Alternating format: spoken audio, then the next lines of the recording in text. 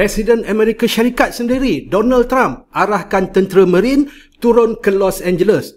Bukan untuk melawan musuh luar, tapi untuk berdepan rakyat sendiri. Tapi kenapa tindakan luar biasa ini diambil? Kenapa menggunakan Marine? Yang biasanya Marine ini dihantar ke zon perang luar negara, tapi pada kali ini berada di jalan-jalan di LA. Dan adakah semua ini sekadar untuk mengalihkan perhatian rakyat dari masalah politik US?